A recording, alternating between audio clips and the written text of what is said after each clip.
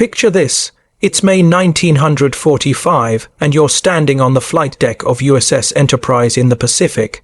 The Air Boss just launched 30 Hellcats and Dauntless dive bombers for a strike on Japanese positions. They'll be back in 2 hours, low on fuel, some shot up, pilots exhausted, and here's the problem that's about to kill some of them. Your flight deck is an 872-foot long parking lot with exactly one way in and one way out. Every carrier in World War II operated like a deadly game of musical chairs. When planes returned from missions, they had to land one at a time on the stern, catch an arresting wire, then immediately taxi forward to park near the bow. Sounds simple, right? Except each landing took about 90 seconds, and you had 30 planes circling overhead with maybe 20 minutes of fuel left. Do the math. That's 45 minutes of recovery time for 30 aircraft. The last planes in the pattern were landing on fumes, and if one pilot missed the wires and crashed, everything stopped. The deck crew had to push the wreckage overboard while 29 other pilots burned precious fuel circling in the sky, watching their gauges drop toward empty. But the real nightmare wasn't the recovery time. It was what happened after. Once all your planes were back aboard, they sat parked wingtip to wingtip from bow to stern, fully armed and fueled. The flight deck looked like a crowded parking garage filled with bombs and aviation gas. Want to launch another strike? You couldn't. Not until deck crews manhandled every single aircraft around, respotting them for launch, which took another hour. The carrier was essentially useless for 60 to 90 minutes after recovering aircraft. Admiral Mark Mitcher, commanding Task Force 58 in 1944, called this the deck cycle problem, and it was strangling American naval air power. His carriers could theoretically operate 100 aircraft each, but the straight deck geometry meant he could only launch one major strike per day. The Japanese had the same problem. Their carriers at Midway in June 1942 were caught with planes parked everywhere, unable to launch or land when American dive bombers arrived. Akogi, Koga, and Soryu went down because their decks were frozen, trapped in the recovery, respot, rearm cycle. Here's what really kept admirals awake at night. Carriers were supposed to be the new capital ships, replacing battleships as the backbone of naval power. But battleships could fire their guns continuously in combat. A carrier launching one strike every 6 hours, that wasn't a weapon. That was a very expensive sitting duck. The US Navy calculated that in a theoretical battle against the Soviet Navy in the late 1940s, American carriers would get exactly one strike before enemy submarines and surface ships closed the range. One punch, then you're in a knife fight with an empty gun. The straight deck design wasn't anyone's fault. It was just how every navy built carriers from the 1920s onward. You needed a long, clear runway pointing into the wind for launch and recovery.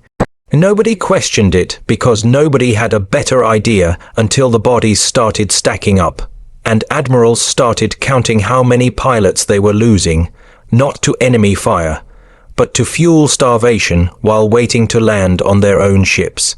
December 7th, 1941, changed everything about how navies thought about carrier warfare, but not in the way most people remember.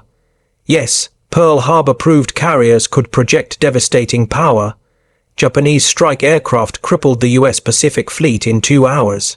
But what happened after the attack revealed the fatal weakness everyone had been ignoring. Admiral Nagumo's 6 carriers had launched 353 aircraft in 2 waves starting at 6 a.m. By 10 a.m., when the last planes returned, his decks were so clogged with recovering aircraft that he couldn't launch a third strike against Pearl's oil storage tanks and repair facilities. His staff needed 3 hours to clear the decks, rearm, and respot for another launch. 3 hours that would have left his task force vulnerable to American counterattack if any US carriers had been in port. Nagumo turned for home, leaving the job half-finished because his flight decks had become parking lots. The Americans learned this lesson the hard way 6 months later at Midway. On June 4, 1942, Japanese carriers Akogi, Koga, and Soryu were caught with their decks full. Some planes being armed for a land strike, others being rearmed for a naval strike, recovered Zero's refueling. The deck cycle had them paralyzed for 47 minutes. That's when Wade McCluskey's dive bombers from Enterprise arrived. 3 carriers destroyed in 5 minutes because they physically couldn't get planes airborne. The straight deck design had turned them into floating bombs. After Midway, both navies started tracking something they called deck cycle efficiency. Basically, how long a carrier was useless between strikes. The numbers were brutal. USS Yorktown's air group recorded an average of 93 minutes from last recovery to next launch during the Guadalcanal campaign in fall 1942.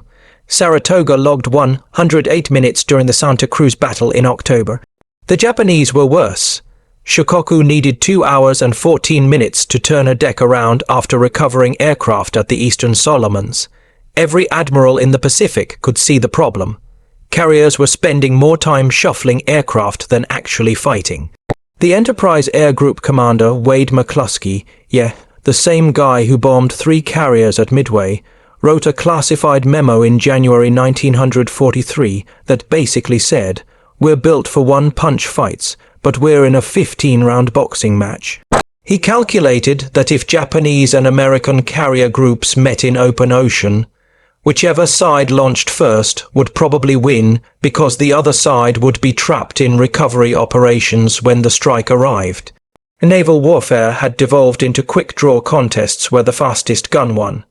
By mid-1943, the US Navy had enough new Essex-class carriers that they could rotate them. Some launching, some recovering, some rearming. It worked sort of, but it meant you needed 3 carriers to do the job 1 carrier should have been able to handle. Commander Joseph Clifton, serving on Lexington in 1944, recorded in his log that during the Battle of the Philippine Sea in June, American carriers launched 226 aircraft, but took 97 minutes to recover them all. 5 pilots ditched from fuel exhaustion waiting for deck space. This wasn't sustainable. Something had to change because the US Navy was building bigger, faster carriers that could hold 80, then 90, then 100 aircraft. But if you couldn't actually use all those planes because your deck geometry was stuck in 1925, what was the point? While American carriers were slugging it out in the Pacific, the Royal Navy was quietly solving the deck cycle problem in the Atlantic. And nobody was paying attention. British carriers had a different nightmare than the Americans. Their flight decks were smaller, their hangars more cramped, and they were operating in the North Atlantic, where weather could ground aircraft for days. Captain Matthew Slattery on HMS Illustrious realized in early 1943 that his ship would never match American carrier efficiency using conventional straight-deck operations. So he started experimenting with something that sounded insane. What if planes could land while other planes were still spotted forward on the deck? The initial tests in March 1943 were crude. Slattery had his deck crews paint a white line down the port side of the flight deck, basically creating a narrow landing strip that bypassed the parked aircraft. Pilots would approach from the stern, catch the arresting wires on this offset path, then taxi into the pack. It worked exactly once before a Seafire came in too far right and clipped the tail of a parked swordfish. Back to the drawing board, but Slattery had proven something crucial. You didn't necessarily need the entire deck width for landing. Planes could theoretically touch down on one section while another section handled something else. The real breakthrough came from an unexpected source, Dennis Campbell, a civilian physicist working for the Royal Aircraft Establishment. In late 1943, Campbell was studying aircraft carrier efficiency for the Admiralty when he realized everyone was thinking about the problem wrong. Carriers treated the flight deck like a highway, one lane, one direction, everyone queuing up. But what if you thought of it like a railway junction? Trains could cross paths if the tracks intersected at an angle. Apply that to a carrier deck. Angle the landing area away from the launch area, and suddenly you had 2 operations happening simultaneously. Campbell's January 1944 proposal called for cutting the aft section of the flight deck at a 5 degrees angle to port. Planes would land on this angled section, catch the wires, then taxi off to the portside deck park, while aircraft spotted on the starboard bow could launch without waiting. The Admiralty was skeptical. Changing the fundamental geometry of every carrier in the fleet based on a physicist's napkin sketch seemed reckless, but they approved a trial on HMS Triumph, a light carrier operating in the Indian Ocean where combat intensity was lower. Commander H.P. Bramwell oversaw the modifications in Colombo Harbour in August 1944. Workers painted an angled landing strip on Triumph's deck. No structural changes, just paint and repositioned arresting wires. The first test pilot, Lieutenant Commander Eric Brown, later wrote that approaching the angled deck felt fundamentally wrong, like landing on a carrier that was turning beneath you. But it worked. Brown trapped, taxied left, and was clear of the landing area in 45 seconds. Meanwhile, a Corsair launched from the bow catapult. 2 operations, same moment, 0 interference. The Royal Navy quietly tested angled deck operations through late 1944 and into 1945. The results were remarkable, but limited. The 5 degrees angle helped, but it wasn't enough to truly separate landing and launch operations. Planes still had to taxi through congested areas. The war ended before the British could refine the concept further. And with Japan defeated, carrier innovation suddenly wasn't a priority anymore. The research sat in Admiralty files gathering dust while the world demobilized. The solution was right there, proven in combat, and everyone just forgot about it. Enter Commander Walter Boone, a U.S. Navy test pilot who in 1951 was probably tired of hearing about how jets were going to make carriers obsolete. The new F-9F Panthers and F-2H Banshees were faster and heavier than propeller planes, which meant they needed more deck space to land and carried less fuel margin for error. Every aviation expert was saying the same thing. Jet aircraft and straight deck carriers were incompatible. The Navy would have to build entirely new ships or accept that carriers were finished. Boone thought that was nonsense. He'd read the British reports on HMS Triumph's angled deck experiments, mostly because nobody else had bothered to, and he saw what the Royal Navy had missed. The 5 degrees angle wasn't enough. You needed the landing strip angled far enough that a plane missing all the arresting wires could simply throttle up and take off again without hitting anything. The British were thinking about traffic management. Boone was thinking about physics and failure modes. If you angled the deck 8 to 10 degrees, a bolter, a pilot missing the wires, could execute a touch-on, go, climb out and come around for another attempt. No crash, no deck crew clearing wreckage, no 30 planes circling while you clean up a disaster. In March 1951, Boone pitched this to Rear Admiral Apollo Soucek at the Naval Air Test Center in Patuxent River, Maryland. Soucek's response was basically, prove it. So Boone and his team grabbed USS Midway while she was in Norfolk for routine maintenance. They painted an angled landing area on her deck 8 degrees offset to port and repositioned the arresting gear. The geometric change was simple, but the implications were revolutionary. The angled deck created 2 separate runways on one ship.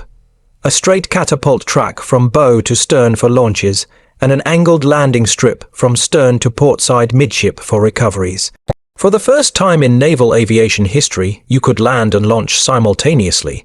The first test was July 1951. Boone himself flew the initial approach in an F-9F Panther, coming in at 145 knots toward what looked like a deck that was turning away from him. He caught the 3-wire perfect trap, taxied to the portside deck park. While he was still rolling, another Panther launched from the bow catapult. 30 seconds later, a third Panther trapped on the angled deck. Then another launch, recovery, launch, recovery, launch. The flight operations that used to take 90 minutes were suddenly happening in continuous flow. The test crew logged 12 landings and 12 launches in 18 minutes. That same evolution on a straight deck would have taken over an hour, but here's what really sold the concept. Boone deliberately bolted during the 7th approach, missing all 4 wires. On a straight deck, that's an emergency. You're about to plow into parked aircraft worth millions of dollars and probably kill people. On the angled deck, Boone just added throttle, lifted off and climbed away clean. The deck crew didn't even flinch. He came around, trapped on the next pass. Soucek, watching from the island, immediately understood what he was seeing. The angled deck didn't just improve efficiency, it eliminated the deadliest failure mode in carrier aviation. The July tests proved the geometry worked. The August tests proved it worked with multiple aircraft types. By September 1951, the Navy's Bureau of Aeronautics was already drawing plans to retrofit every carrier in the fleet. One test pilot and a can of paint had just doubled American naval striking power. Proving the angled deck worked with paint on USS Midway's flight deck was one thing. Actually rebuilding carriers to make it permanent was an engineering nightmare that would consume 3 years, hundreds of millions of dollars, and force the Navy to rethink everything they knew about carrier construction. The problem wasn't just cutting the deck at an angle, it was that every system on a carrier had been designed around straight deck geometry for 30 years. Change one thing and you had to change everything. First challenge, the island superstructure. On straight deck carriers, the island sat on the starboard side about midship, which was fine when your landing area ran straight down the center line.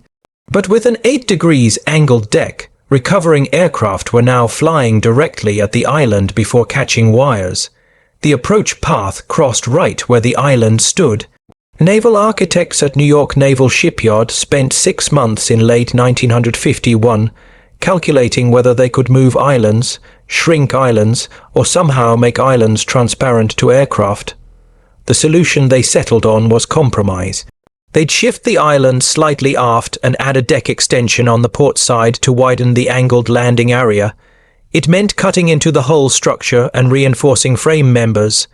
Every carrier retrofit would require 4 months in dry dock just for structural work. Second challenge, the arresting gear itself. The hydraulic systems that stopped aircraft were engineered to run perpendicular to the ship's center line with wire machinery built into the deck structure. Angling everything 8 degrees meant redesigning the entire arresting system, rerouting hydraulic lines, and rebuilding the spaces below deck where the equipment lived. Grumman aircraft engineer Robert Decker calculated that each carrier retrofit would require removing and replacing roughly 40% of the arresting gear infrastructure. USS Antietam's conversion in 1952 consumed 11,000 man-hours just on arresting system work. Then, there was the catapult problem, which turned into an opportunity. The Navy had been testing steam catapults, dramatically more powerful than the older hydraulic systems, and the angled deck retrofit was the perfect excuse to install them. Commander C.C. Kirkpatrick, overseeing Antietam's conversion, realized that steam catapults on the bow, plus angled deck landing, meant carriers could launch heavier aircraft while recovering heavier aircraft simultaneously. But steam catapult installation required cutting deck plates, running steam lines from the boilers, building catapult machinery rooms below deck. What started as a deck angle project became a complete flight deck reconstruction. The mirror landing system, the optical device that would guide pilots to the angled deck, presented its own headaches. British inventors had developed the system in 1952 using a gyro, stabilized mirror and lights to show pilots their glide slope. Installing it required precise calibration to the new 8-degree deck angle, and the mirror had to be positioned where pilots could see it during the offset approach. Lieutenant Commander J.R. Lamb, the test pilot evaluating the system on Antietam, crashed twice in early testing because the mirror placement gave false glide slope information. They had to move it 3 times before getting it right. Between 1952 and 1955, the Navy converted 13 Essex-class carriers to angled decks. Each conversion cost between 8 and 12 million serious money, when the ships themselves cost 70 million new. USS Bennington went into Norfolk Naval Shipyard in January 1954 and didn't emerge until September. USS Hornet's retrofit took 7 months. These weren't minor modifications. Workers were cutting away sections of original deck, welding a new structure, rerouting every major system. The ships that came out were fundamentally different from the ships that went in, even though they looked mostly the same from a distance. USS Antietam left Norfolk in December 1952 as the world's first operational angled deck carrier, and she was heading straight into combat in Korea to prove whether Boone's geometry worked under fire, or was just another promising idea that would collapse when people started shooting. The Navy's leadership was split. Half convinced this was the future of naval aviation, half certain it was an expensive modification that would get pilots killed. Antietam had 4 months to settle the argument. The ship arrived off the Korean coast in January 1953 and immediately started flying combat sorties against North Korean and Chinese positions. Commander William Sisko, the air boss, kept meticulous logs because he knew everyone back in Washington was watching. The first week of operations established baseline numbers. Antietam launched and recovered 68 sorties in a 12-hour period. That doesn't sound impressive until you compare it to her sister ship USS Kearsarge, operating with a straight deck 50 mi south, which managed 39 sorties in the same time frame. Same air group size, same aircraft types, same mission profiles. The angled deck was generating 74% more combat power from the same ship. The real difference showed up in what pilots called deck availability, how much of the time the flight deck was actually ready to receive aircraft. On straight deck carriers in Korea, deck availability averaged 42%. That meant pilots launching for strikes knew they had a 50/50 chance the deck would be ready when they returned, and if it wasn't, they'd burn fuel circling or divert to an emergency field in South Korea. On Antietam with the angled deck, availability jumped to 79%. Pilots could count on coming home. That sounds like a statistics game until you're the guy in the cockpit watching your fuel gauge. Lieutenant James Michener, the future author, was flying F-9F Panthers off Antietam in February 1953 when he watched the angled deck save 3 lives in one afternoon. A Skyraider returning from a close air support mission took battle damage and came in hot way too fast, bolted through all 4 wires. On a straight deck, he's plowing into the deck pack, probably killing himself and destroying 2 or 3 parked aircraft. On Antietam's angled deck, he just flew off the port side, climbed out, dumped fuel to reduce weight, and trapped on the next pass. Same day, different emergency, an F-9F with hung ordnance. A bomb that wouldn't release needed to land immediately because the arming wire had pulled and the bomb was live. Straight deck, no chance. Too dangerous with planes parked forward, angled deck. Land him now. No problem, the landing area is clear. Third incident. A pilot with spatial disorientation came in way off center line. Touched down almost on the port deck edge, would have crushed into the island on a straight deck. On the angled deck, he was actually close to being on glide, trapped normally. By March 1953, Sisko's logs showed Antietam was flying 89 sorties per day versus 47 for straight-deck carriers. The Navy sent Captain John Crommelin out to observe operations and report back. His cable to the Chief of Naval Operations was blunt. Angled deck increases striking power by minimum 85%. Every carrier not modified is fighting at half capacity. Recommend emergency conversion of all fleet carriers immediately. The skeptics in Washington shut up real fast. What sold everyone was a single metric the Navy started tracking in April: mission effectiveness cycles, which measured how many complete strike, recovery, rearm, relaunch cycles a carrier could execute in 24 hours. Straight deck carriers averaged 2. 3 cycles, Antietam was logging 4. 1 cycles, she was fighting like 2 carriers. The geometry that Boone had proven with paint in 1951 was now proven with blood and bombs in 1953. The combat results from Korea ended the debate, and by late 1953, the Navy committed to something bigger than just retrofitting old carriers. They were designing a completely new class built from the keel up around angled deck operations. The Forrestal class supercarriers would be the first warships in history where the angled deck wasn't an afterthought modification, but the foundational design principle. Everything else, propulsion, armor, weapons, crew quarters, was engineered around maximizing what that 8 degrees angle could deliver. USS Forrestal herself launched in December 1954, and the difference was obvious just looking at her from the pier. The angled landing area wasn't painted lines on a straight deck. It was integrated into the hull structure with reinforced deck plating along the angled section specifically rated for jet aircraft impacts.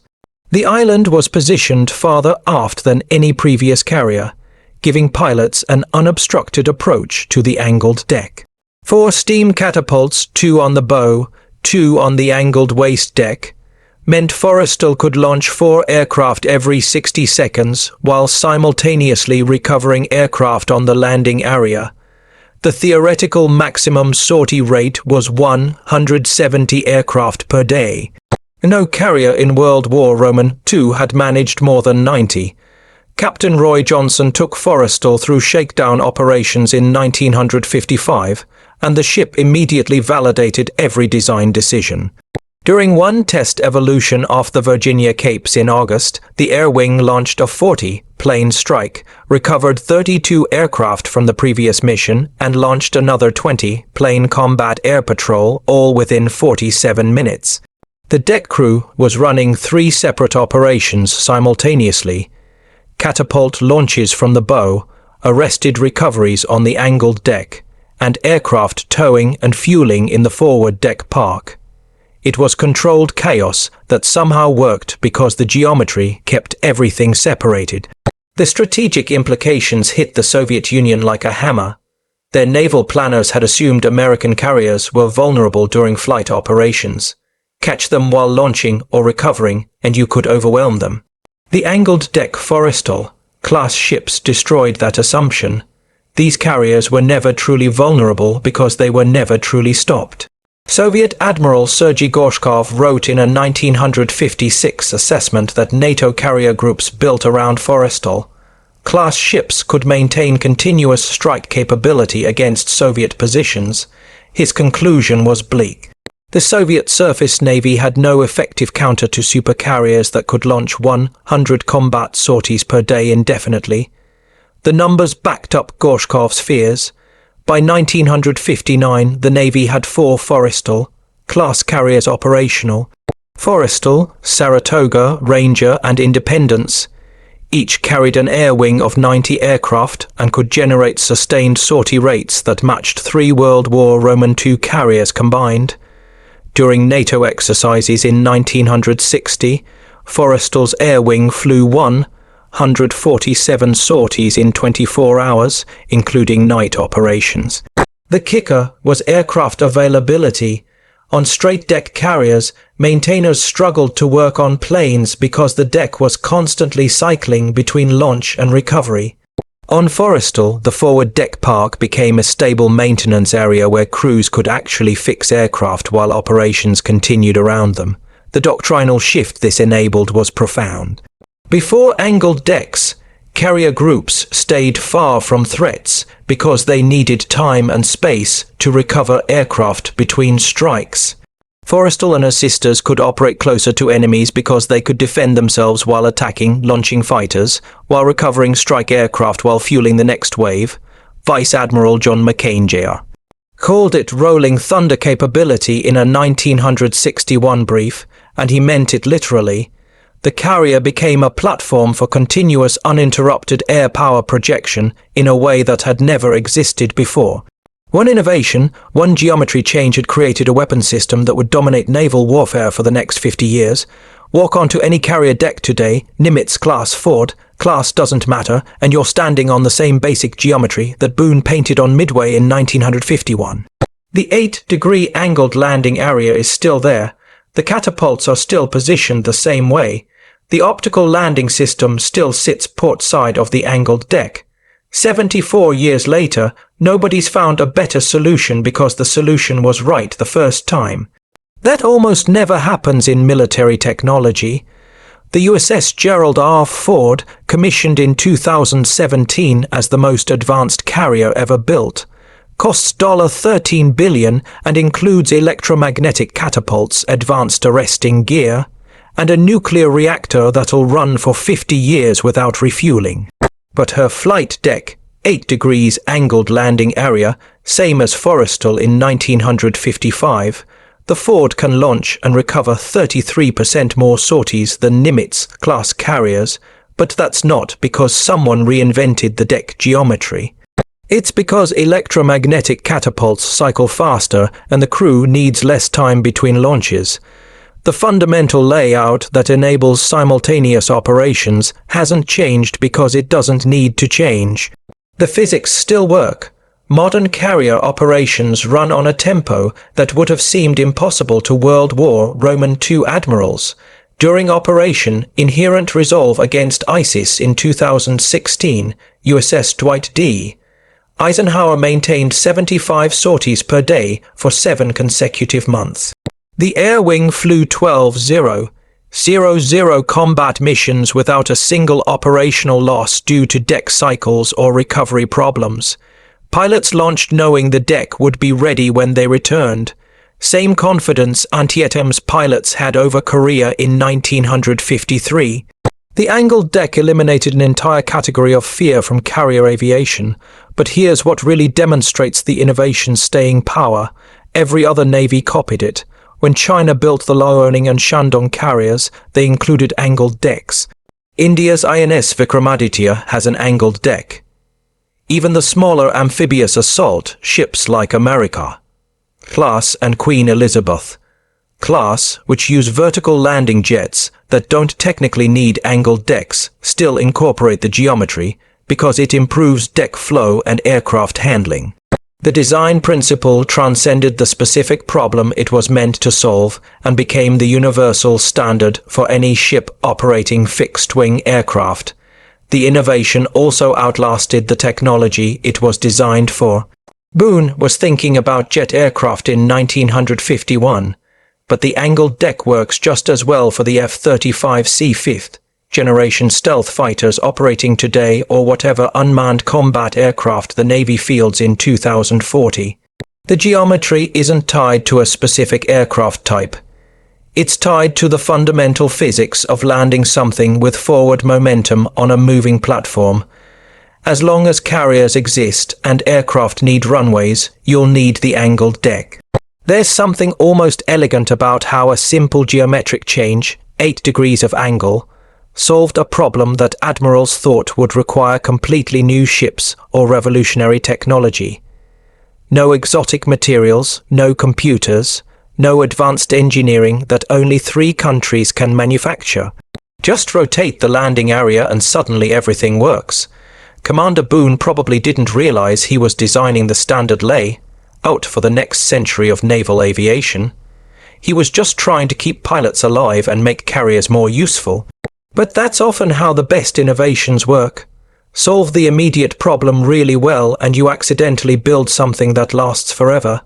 Stand on a carrier deck in 2025 and you're standing on a piece of 1951, thinking that nobody's improved because nobody's needed to. The angled deck doubled carrier striking power, eliminated the deadliest failure mode in naval aviation, and created the platform for 70 years of American naval dominance. Not bad for some paint and geometry.